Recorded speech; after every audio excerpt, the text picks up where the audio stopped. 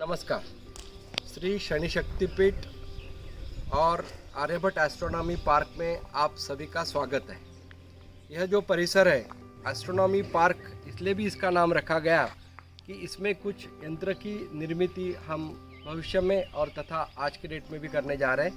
इसका शिलान्यास 3 जून 2019 को मंदिर के रूप में हुआ। इसके पश्चात यहाँ पर सूर्य घड़ी बनाई गई है, चूँकि वो मध्य भारत की एकमेव सूर्य घड़ी है। इसके पहले कोणार्क में या तो फिर जंतर मंतर जयपुर में आपने देखी होगी। तो मध्य भारत में ये एक प्रकार की नई सूर्य घड़ी, और इसमें हम नक्षत्र और राशि दिखाने का भी हमारा मानस है। तो दिन के सूर्य के प्रकाश में ये दिखाया जा सकता है, ऐसा प्रयोग कहीं पे भी हिंदुस्तान में नहीं है। इसके अलावा इस मंदिर में 9 कुंड बनाए गए हैं ग्रहों के। 9 कुंडों का अपना एक महत्व होता है। यह मंदिर संपूर्ण एक यंत्र है, वर्तुलाकार। यह मंदिर षडचक्र, अष्टचक्र तथा यंत्र रूप में इसकी परिक्रमा करने से मात्र यंत्र की संपन्नता आ जाती है। यह मंदिर का उल्लेख इसके बाजू में ही गुरु बृहस्पति का मंदिर भी है। इसका उल्लेख पांडवकालीन स्कंद पुराण में भी आता है। इस पवित्र नगरी में आप आजू बाजू में जो पहाड़ देख रहे हैं, इसको चक्रवर्ती नगरी के नाम से भी जाना जाता था।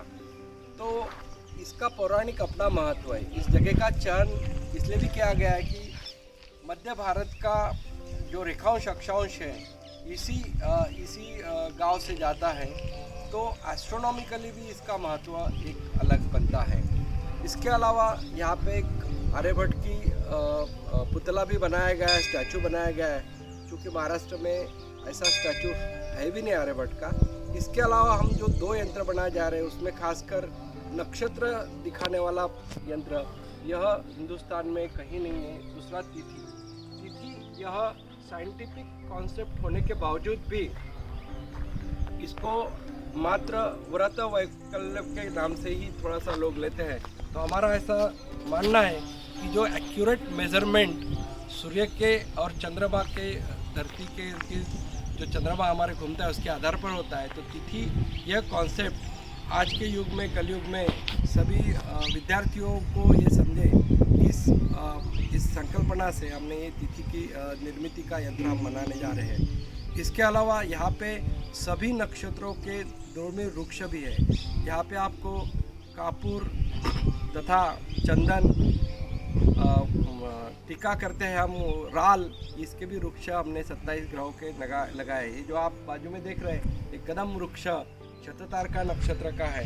तो इस प्रकार इस मंदिर की निर्मित की गई है कि जो विज्ञान है हमारा वेदों का, वो लोगों के सामने आए और वैज्ञानिकता समझे। यह हमारा उद्देश्य है। नमस्कार।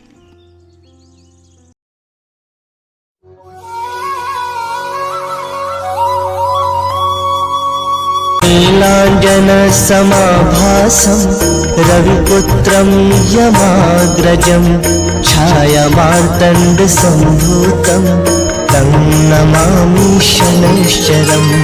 नीलांजन समाभासं रविपुत्रं यमाग्रजं छायामार्तण्ड सम्भूतं तं नमामि शनैश्चरम्। नीलांजन समाभासं रविपुत्रं यमाग्रजं छायामार्तण्ड सम्भूतं तं नमामि शनैश्चरम्।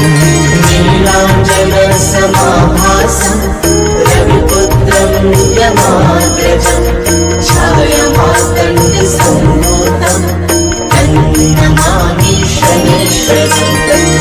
नीलांजन समाभासं रविपुत्रं यमाग्रजं छायामार्तण्ड सम्भूतं तं नमामि शनैश्चरम्। नीलांजन समाभासं रविपुत्रं यमाग्रजं छायामार्तण्ड सम्भूतं तं नमामि शनैश्चरम्।